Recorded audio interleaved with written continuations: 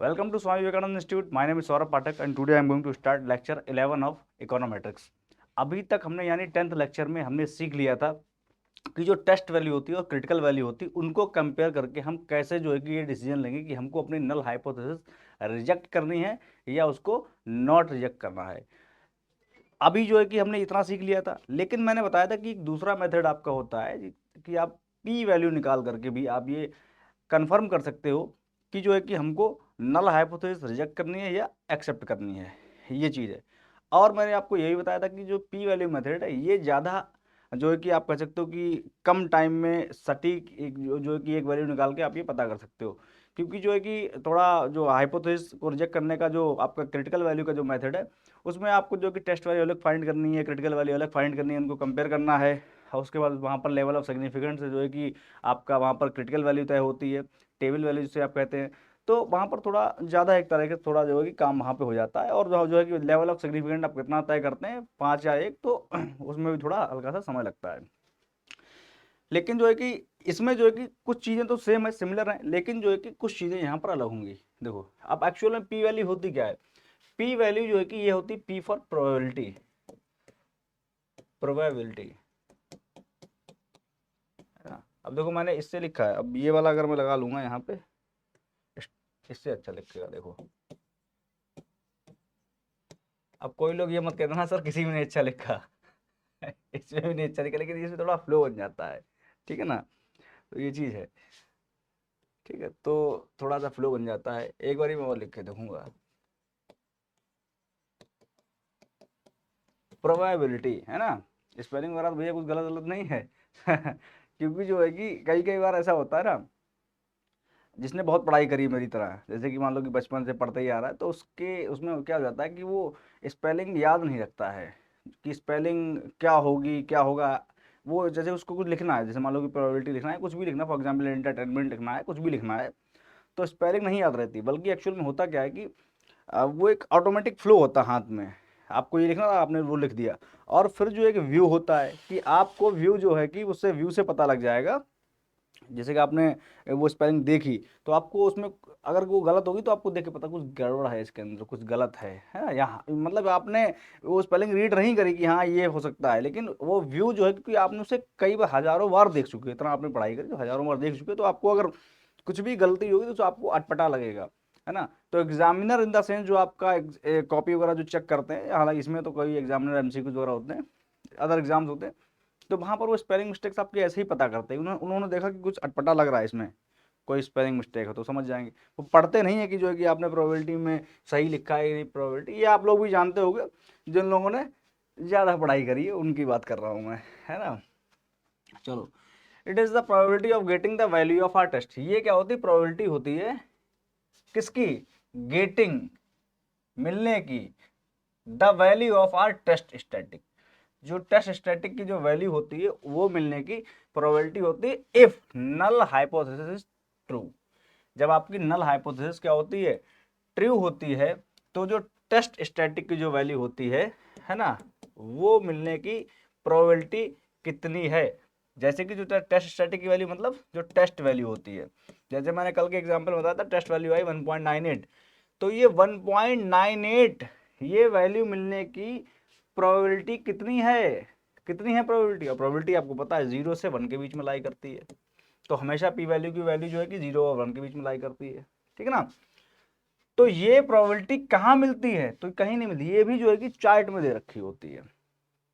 अब बस बात खत्म, यानी क्रिटिकल वैल्यू से तो लेना देना खत्म ही हो गया एक तरीके से अभी के तौर पे, है ना। तो पी वैल्यू जो है कि आपने देखना कि इसकी जो है कि स्टैटिक कहाँ जो है कि टेस्ट, यानी जो है कि आप कह सकते हो कि जो वहाँ पर इन द सेंस जो है कि आप जो टेस्ट वैल्यू से वहाँ पर क्या करते थे, टेस्ट वैल्यू है और क्रिटिकल वैल्यू है। अब जितनी टेस्ट वैल्यू आई है ना, टेस्ट वैल्यू अगर क्रिटिकल वैल्यू से ज़्यादा है, तब वहाँ पर क्या करते थे आप लोग कि नल हाइपोथेसिस को रिजेक्ट कर देते थे, और टेस्ट वैल्यू अगर जो है कि क्रिटिकल वैल्यू से कम है, तो वहाँ पर नल हाइपोथेसिस को आप एक्सेप्ट कर लेते थे, ठीक है ना। ये चीज़ है।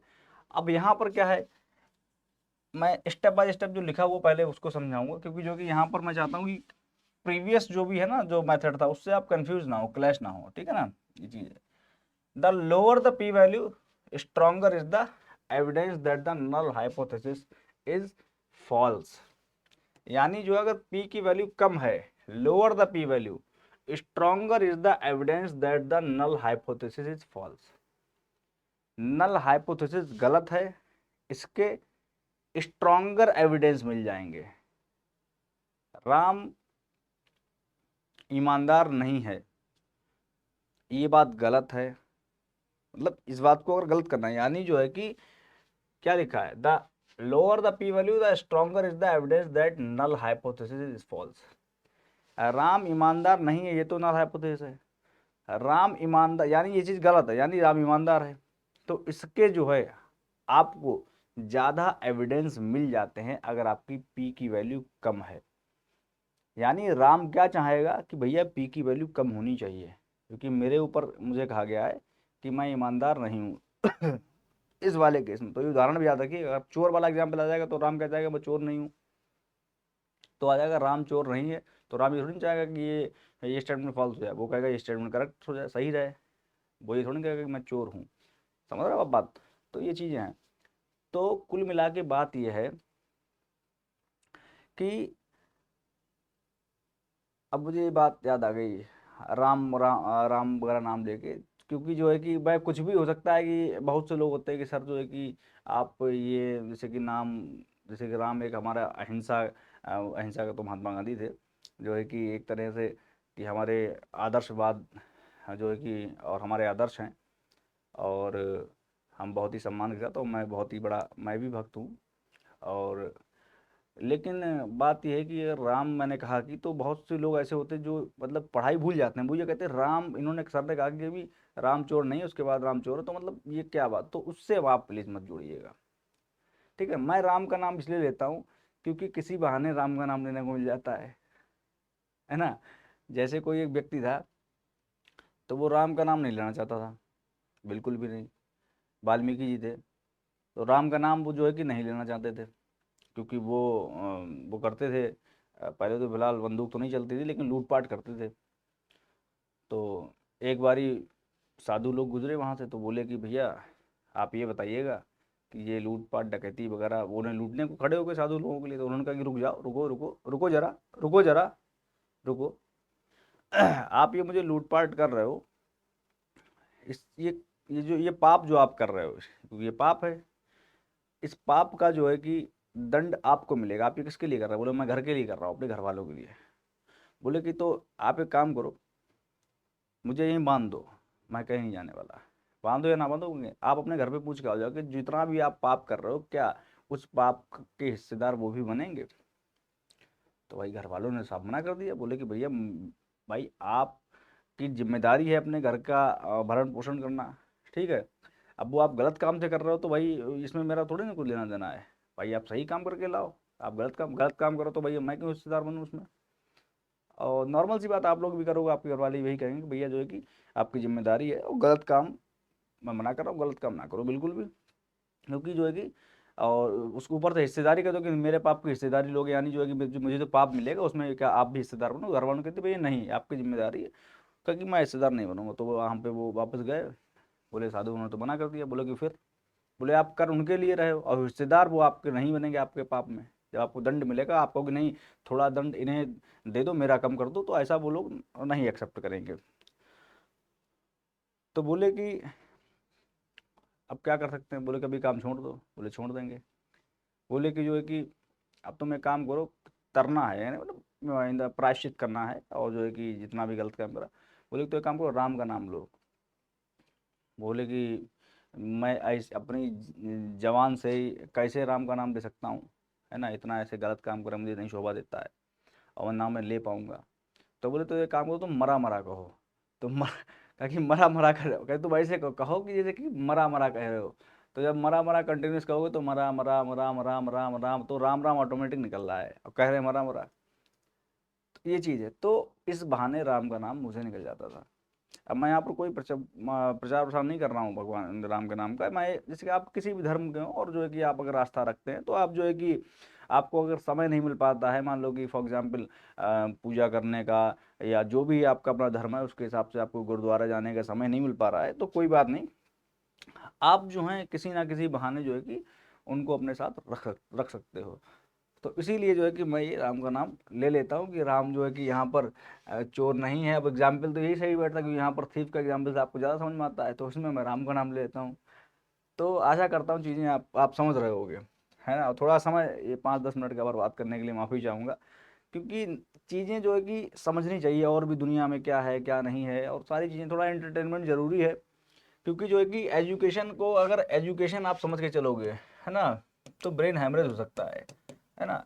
तो जो है कि इसको जो है कि एंटरटेनमेंट के साथ मिला लो, है ना, एंटरटेनमेंट, तो ये पूरा आपका बन के मिल जाएगा, हो जाएगा आपका एड्यूटेनमेंट, है ना। तो एड्यूटेनमेंट होना चाहिए, तो आपको, है ना, अच्छी अच्छी बातें सीखने को मिल रही हैं, है ना, और जो है कि अच्छा लगता है, और इसमें भी पढ़ाई में भी मन लगेगा, है ना। मैं सिंपली जो है कि यही कहता हूँ, हालांकि क्योंकि मेरा लेक्चर बहुत बोरिंग मुझे पता हो जाता है, क्योंकि मैं सिर्फ पढ़ाई की ही बात करता हूँ, मूड होता है ख़राब तो फिर तो और कोई बात निकलती नहीं है, मजाक सूझती नहीं है ना। अब मूड ख़राब होने वाली बात ऐसी है कि वो इंसान है ना, अब पत्थर दिल तो है नहीं, ठीक है। तो तो जो कभी कभी मूड ख़राब हो जाता है, तो ये चीज़ें हैं। तो कुल मिला के बात ये है कि समय ना गवाते हुए हम यहाँ पर क्या समझेंगे कि पी वैल्यू आखिर क्या है। तो लोअर द पी वैल्यू, है ना, stronger is the evidence that the null hypothesis is false. और ये एक स्टेटमेंट देख लीजिएगा, ठीक है ना, पी की वैल्यू कम है तो स्टेटमेंट नल हाइपोथेसिस के फॉल्स होने के एविडेंस ज़्यादा हो जाते हैं। ये चीज़, क्योंकि ये डिफरेंस बहुत ज़रूरी है, ये डिफरेंस जो है कि थोड़ा ज़रूरी नहीं है ना, ये डिफरेंस जो है कि बहुत ज़्यादा ज़रूरी है।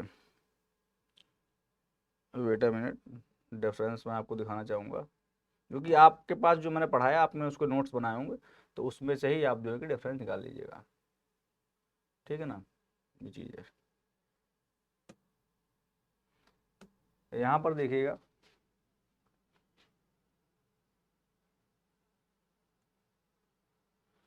उसमें क्या था, क्रिटिकल वैल्यू जो है कि कट ऑफ मिलाई जाती है उससे, टेस्ट वैल्यू से, है ना, ये सारा उसमें था आपका।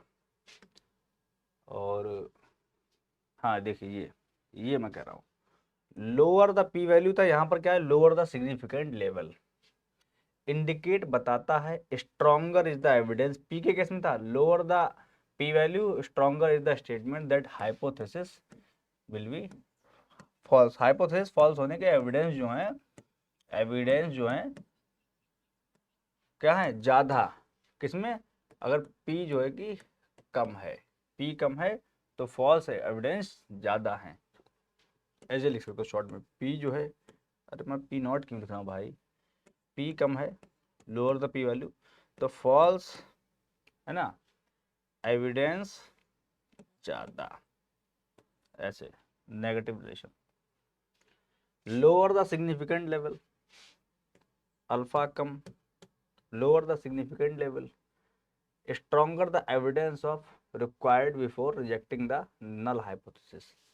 यहाँ पर stronger evidence चाहिए होते हैं, lower the significant level indicates that stronger evidence required है before rejecting the null hypothesis। अब देखो, ये false है, यानी जो है कि जो आपका H नॉट है वो आपका false है। false का मतलब है rejecting, यहाँ पर अगर आप लिख दें, यहाँ पर रिजेक्टिंग, या आप इसको ऐसे भी तो लिख सकते हो, ऐसे करके, अरे भाई जब तक 5 उंगली नहीं लगाओगे तब तक जो है नहीं मिटेगा, है ना। तो जो है कि यहाँ पर लोअर द पी वैल्यू, यहाँ पर जो है कि आपका जो रिजेक्ट करने के, यानी उसके फॉल्स होने का जो एविडेंस है वो क्या होते हैं, ज़्यादा होते हैं। और जो है कि जब अल्फ़ा वैल्यू कम है तो स्टेटमेंट फॉल्स करने के लिए एविडेंस जो है कि ज़्यादा चाहिए, ये क्या है, चाहिए, और ये क्या है, होते हैं।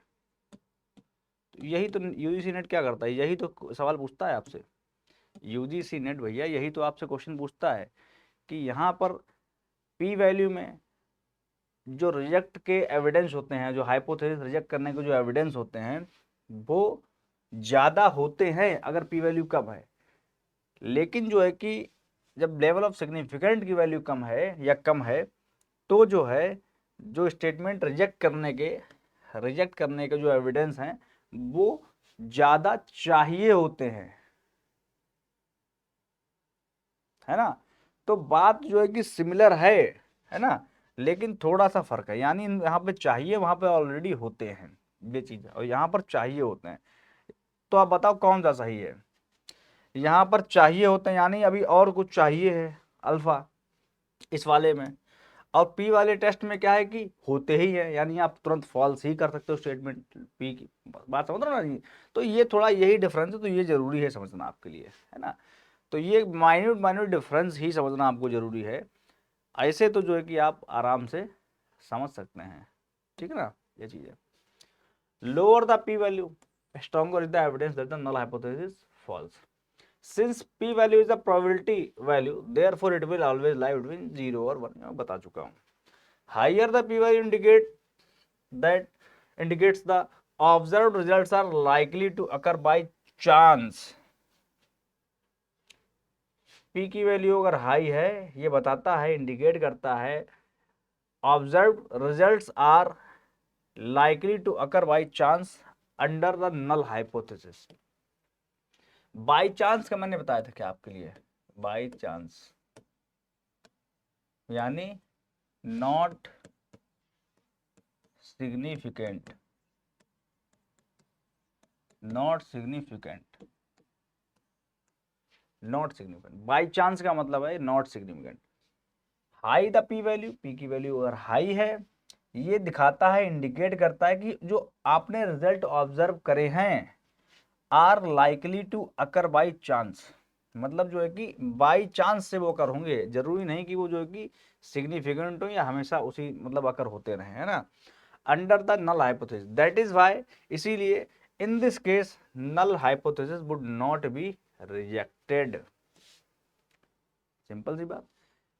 पी जो है नॉट, मैं पी नॉट क्यों लिखता हूं, मुझे मैं एच नॉट जो है कि वो लिखते लिखते पी नॉट, पी की वैल्यू है ना कम है तो भैया वहां पर क्या होगा, रिजेक्शन के एविडेंस ज़्यादा है, और चूंकि रिजेक्शन के एविडेंस ज़्यादा है तो आप क्या करोगे, उसको रिजेक्ट कर दोगे।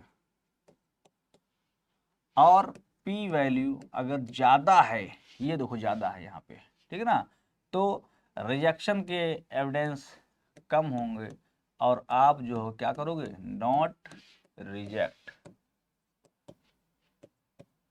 तो ये थी भैया कहानी, ये है कहानी। पी की वैल्यू कम रिजेक्ट, है ना, कम पी है रिजेक्ट, ज़्यादा पी ली है नहीं नॉट रिजेक्ट। दोस्त में जैसे दोस्त लोग होते हैं, 4 दोस्त, भैया मैं तो करता नहीं हूँ, क्योंकि हाँ मैंने देखा है, ऑब्जर्व करा है ऐसा कि जो दोस्त बढ़िया पी रहा है तो वो बढ़िया दोस्त है, उसको रिजेक्ट नहीं करेंगे, उसे पता है कि मेरे गैंग का आदमी है ये, आ गया ये, है ना। ये जो है कि पी रहा है तो ये मेरे गैंग का आदमी है। ऐसे लोग मैंने देखा है, ऑब्जर्व करा, बहुत नज़दीक से मैंने ऐसे लोगों को ऑब्जर्व करा है, ठीक है ना। उन्हें पता है कि अगर ये है तो मतलब ये अगर पीने वाला है तो ये मेरे गैंग का आदमी है ना, तो उसको रिजेक्ट नहीं करेंगे। तो यानी अगर कम पी लेकिन ज़्यादा पी रहा तो उसको रिजेक्ट नहीं करेंगे। क्या बोल रहा हूँ मैं, ज़्यादा पी रहा है तो नॉट रिजेक्ट, हाँ वही तो कह रहा हूँ, ये ज़्यादा पी ली तो नॉट रिजेक्ट, और कम पी लिए तो भैया क्या करेंगे, रिजेक्ट। तो यही चीज़ लिखी, हाई द पी वैल्यू, ठीक है ना, वुड नॉट बी रिजेक्टेड, बस इतना याद रखो। कहने का मतलब जो है कि अगर मैं इसको ग्रीन या कलर से करूँ तो यहाँ पे इतना ध्यान रखो, हाई पी वैल्यू, ठीक है ना, नॉट रिजेक्टेड, इतना खत्म, इतनी बात है, ठीक है ना। और अल्फा में वैल्यू ज़्यादा है तो रिजेक्शन के एविडेंस क्या होंगे, है ना, वहाँ पे कम चाहिए, अल्फा की वैल्यू कम है तो रिजेक्शन के एविडेंस ज़्यादा चाहिए, ये चीज़ है, ठीक है ना। तो इतनी बात आपको क्या है, ध्यान रखनी है, इतनी बात जो है कि आपको ध्यान रखनी है, ठीक है ना। Lower the significant value stronger evidence required before rejecting the null hypothesis. Stronger मतलब और ज़्यादा स्ट्रॉन्ग एविडेंस चाहिए, यानी एविडेंस जो भी है अभी तक आए वो कम है, स्ट्रॉन्ग का मतलब ही है अपने आप में ज़्यादा, और ज़्यादा एविडेंस स्ट्रॉन्ग चाहिए, ठीक है ना, ये चीज़ है। चलो उसके बाद on the other hand low P value indicates that results are less likely to occur. P value अगर कम है तो वो कह रही है कि रिजल्ट जो है कि वो लेस लाइकली टू कर बाई चांस, यानी अगर पी वैल्यू कम है तो वो कह रहा है कि रिजल्ट क्या है, सिग्निफिकेंट है, वो बाई चांस से बहुत कम होंगे, है ना। And hence in this case hypothesis would be rejected. तो ये तो मैं लिख चुका हूँ, low P value reject, high P value not reject, ये चीज़ है। ये आप मैंने बता दिया ना, इसमें कन्फ्यूजन नहीं होगी। कम पीने वाला रिजेक्ट कर दोगे, ज़्यादा पीने वाला है एक्सेप्ट कर लोगे, क्योंकि दोस्त है ना, बॉयज़ गैंग होता है और गर्ल्स गैंग भी होता है, आप लोग हल्के में ना ले, है ना। तो उसमें जो है कि कोई लड़के लड़की एक समान, है ना। तो हर चीज़ में जो है कि लड़कियां भी आगे आ रही हैं और जो है कि ज़रूरी भी है ना। तो इसलिए मैं कहना चाहूँगा, तो उसमें कोई दिक्कत वाली बात नहीं है, ठीक है। चलो, तो ये है आपकी टेस्ट वैल्यू। जैसे मान लो जेड टेस्ट हुआ और जेड टेस्ट की वैल्यू मान लो आपकी 2.9 आई, 2.9 आई, ठीक है ना। अब जो है कि या मान लो फॉर एग्जांपल 2.9 में अगर आपको मैं सिंपल होकर बताऊँ, मान लो कि 3.05 आई, 3.05 आई, यानी 3 है, -3 है, -3.05। तो 3.00 की ये है वैल्यू, 3.01 की ये वैल्यू, 3.02 की ये वैल्यू है ना। ऐसे करके 3.09 की ये वैल्यू होगी, फिर 9 के बाद क्या होगा जी, 3.09 के बाद सीधा 3.1 हो जाएगा, तो फिर 3.1 की है और 3.11 की। तो कहने का मतलब ये है कि अगर जो है कि 3.02 की वैल्यू अगर आप उठाओगे, तो यानी ये आपकी टेस्ट वैल्यू थी और 3.02 ये है। तो 3.2 की जो है कि पी वैल्यू यानी प्रोबेबिलिटी या पी वैल्यू है, वो आपकी होगी ये पी वैल्यू होगी कौन सी, 0.0013। ये आपकी क्या हो जाएगी, यहाँ पे पी वैल्यू हो जाएगी, ठीक है ना भाई। तो ये चीज़ जो है कि आपको समझनी है, ये चीज़ आपको समझनी है, ठीक है, ये चीज़ है। अच्छा आप बताओ कि अगर मैं आपको 1 लाख 10 लाख रुपए दूं, 10 लाख रुपए दूं अभी, है ना, मैं कहूँ कि दो ऑप्शन है आपके पास, या तो मैं आपको, पहला ये है कि मैं आपको 10 लाख रुपए दूं, दूसरा ऑप्शन है मैं आपको 1 पैसा दूं अभी। तो ये तो जाहिर सी बात, आपको कि पैसा 1 पैसा कौन 10 लाख रुपए लेंगे, लेकिन शर्त ये है 1 पैसा में कि ये जो है कि डबल होगा डेली, और ये लेकिन जो है कि आपका लगभग महीने भर डबल होगा। मान लो कि महीने में 31 दिन है तो 31 डेज तक डबल होगा। और तुरंत आपसे पूछा जाए कि मुझे 5 सेकंड का आंसर दो, क्या लोगे, तो आपने दे दिया होगा, अभी तक आंसर दे चुके होगे आप, ठीक है ना। तो वही रखिएगा, अब आप ज़्यादा दिमाग मत लगाइएगा, आंसर आप दे चुके हो। तो आप समझ लो जिसका जिसने जिसने जो भी आंसर दिया है उसका जो रिजल्ट क्या है। ये तो 10 लाख है, मैंने 10 लाख दिए, ये जो है 1 महीने बाद जो है कि आपका नियर टू 1 करोड़ बनेगा जाके, 1 2 3 4 5 6 7, 1 करोड़ बनेगा जाके। इसीलिए डिसीजन जो है कि कभी भी जीवन में लो तो बहुत ही फास्ट मत लेना। लोग कहते हैं बहुत fast, quick quick decision, quick decision, quick decision में मैं क्या कहूँ उसमें, है ना, कि क्विक डिसीजन में जो है कि एक तरह से दिक्कत हो जाती है, समस्या हो जाती है, ठीक है।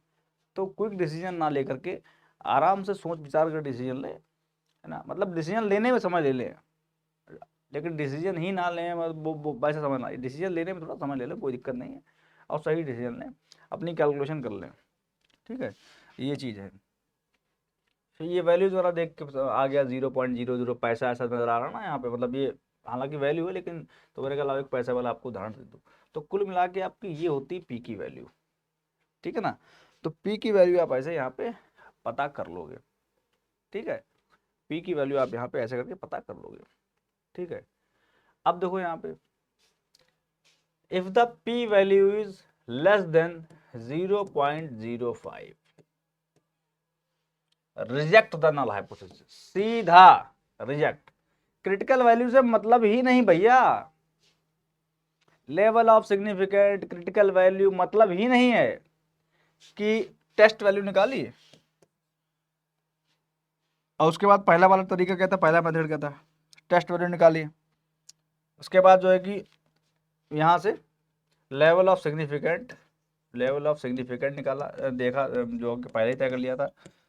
लेवल ऑफ सिग्निफिकेंट से आपने क्या करा था, क्रिटिकल वैल्यू निकाली, क्रिटिकल वैल्यू, और उसके बाद फिर इनको इनको कंपेयर करा, टी वैल्यू और क्रिटिकल वैल्यू को कंपेयर करा, लेस देन या जो भी है, ऐसे कंपेयर करके उसके बाद फिर जो है कि पूरा डिसीजन लिया। तो इसने कितना स्टेप, एक स्टेप, दो स्टेप, तीन, ये दूसरा वाला जो मेथड है इसमें क्या करा, आपने ये टी वैल्यू निकाली, चार्ट खोला, पत्रा खोला, आपने वैल्यू देख ली, कितनी आई थी, 0.001, इतनी आई है, देखा ये इससे कम है ज़्यादा है, यानी ये 0.05 से क्या है, ये तो कम है, यानी पी वैल्यू कम है, तुरंत reject the null hypothesis, reject the null hypothesis. यहाँ पर क्या था, पहले लेवल ऑफ सिग्निफिकेंट भैया कितना तय करें, 5% तय करें या 1% तय करें, ये चीज़ें हैं। तो इसीलिए करें कि जब भी अपने आप रिसर्च करना तो जो है कि पी वैल्यू मेथड आप अप्लाई करिए, बहुत शानदार मेथड है, लाजवाब है, वीआईपी मेथड है ना, इससे करिएगा, मज़ा आ जाएगा आपको, बिल्कुल मतलब एकदम आप कहोगे बहुत अच्छा लग रहा है, और जो है कि आराम से आपके जो प्रोफेसर वगैरह होंगे वो भी आपसे खुश हो जाएंगे, प्रसन्न हो जाएंगे, ठीक है। If the P value is greater than 0.05, तो वहाँ पर do not reject the null hypothesis. तो ये चीज़ें हैं, तो मैं आपसे कह रहा था कि पी वैल्यू टेस्ट आप समझिएगा, तो जो है कि आपको बहुत अच्छा लगेगा, क्योंकि मैं उसमें आपको बताऊंगा कि किस तरह से जो है कि पी वैल्यू जो है कि आप निकालोगे, और जो है कि वहाँ पे आपको कैसे क्या करना है, रिजेक्ट करना है, क्योंकि अल्टीमेटली जो जो रिसर्च का जो पूरा है ना, पूरा तमाशा एक तरीके से बच्चे जो है कि इसे डरते हैं, अरे पता नहीं ये समझ में ही नहीं आता है, टेस्ट टी वैल्यू, जब आप घुसोगे ना इकोनोमेट्रिक्स में, वहाँ पर इतने ढेर सारे टेस्ट, वो पता ही नहीं कहाँ पे क्या टेस्ट लगता है, ये टेस्ट बने किस लिए हैं, ये टी इसका नाम क्यों पड़ गया, ये एक्चुअल में है क्या, है ना, अनोवा, काई, है ना, ये पता नहीं क्या है। तो इस तरह से बच्चे मतलब उसमें घुसे और देखा बैक बाहर, और उसके बाद जो है कि ये P value, test value, critical value, ठीक है, उसके बाद जो है कि नल हाइपोथेसिस, अल्टरनेट, और पता नहीं क्या क्या। तो मतलब ये चीज़ें देख के बच्चे डर के भाग जाते हैं। अब एक्चुअल में है क्या, मतलब जो ओवरऑल है क्या, ओवरऑल ये है कि आप बैठे हो, आपने ऊपर देखा, ऊपर चिड़िया उड़ती जा रही है, अब उसने जो है कि एक पट्टी कर दी, मान लो आप खा रहे हो, उसने पट्टी कर दी, आपको बहुत बुरा लगा, तो अब आपके दिमाग में एक आइडिया आया, है ना, कि बर्ड जो है उड़ते उड़ते पट्टी करते हैं, और पहले की ये मान लो कोई किसी ने कह रखा होगा कि जो है कि बर्ड उड़ते उड़ते पट्टी नहीं करते हैं, या करते हैं तो बहुत कम करते हैं, वो बैठ के ही करते हैं। उदाहरण मैंने बहुत बुरा उठाया, इसके लिए मैं क्या करूं, जो कि मुझे नहीं, खुद नहीं पता है, तो लेकिन सुनते रहिएगा, नाम मैं पट्टी का नाम बार बार नहीं लूंगा, ये बहुत गंदा लगता है सुनने में। तो जैसे कि अब आपने दो रिसर्च बनाए, तो आप इस बात पे अड़ गए कि नहीं भाई, मेरे मतलब आप गुस्सा आ गई ना, खाने में गिर गया, तो जो है कि अब आप मूड खराब हो गया, बोले अब मैं इस बात को प्रूव करके ही रहूंगा कि जो है उड़ते उड़ते वर्ड जो है पट्टी करते हैं, बहुत ज्यादा करते हैं, कई बार मेरे साथ ऐसा हो चुका है। तो आपने दो हाइपोथेसिस आपकी बन गई हैं, तो अब यहीं से हो गई लड़ाई आपकी शुरू। आप अपनी बात जो है कि ना तुले हुए हो प्रूव करने के लिए, अब आप अपनी बात प्रूव करने के लिए तुले हुए हो, लेकिन ऐसा नहीं करोगे कि आपने बायस्ड कर दी पूरी रिसर्च वर्क, आपने बायस्ड का मतलब है कि अपने मन की आपने लिख दिया वहां पे। उसके लिए प्रूव करने के लिए आप सर्वे करोगे, उसमें जो है कि आप ऑब्जेक्टिविटी रखोगे। ऑब्जेक्टिविटी का मतलब ऐसा नहीं कि कुछ गलत आंकड़े ले लोगे आप, या किसी ने कहा कुछ, आपने अपने अपनी अपनी बात सही करने के लिए आपने गलत लिख दिया, तो फिर तो बेकार, आप फिर तो जो है कि ना धब्बा हो जाएंगे समाज के ऊपर, क्योंकि जो है कि आपको राइट्स मिल रखी हैं, आपको शिक्षित है इतना ज़्यादा, और उसके बावजूद भी आप गलत रिजल्ट ले रहे हो अपने फायदे के लिए, वो चीज़ गलत है। जो सही, क्योंकि समाज जो है कि रिसर्चर पर ही उनकी रिसर्च जो आएगी उसके सुनने के लिए बड़ा बेचैन रहता है कि जो क्या रिसर्च है, कि क्या नया है, क्या नया हो रहा है, मतलब है ना, इस तरीके से वो अच्छी चीज़ें होती हैं।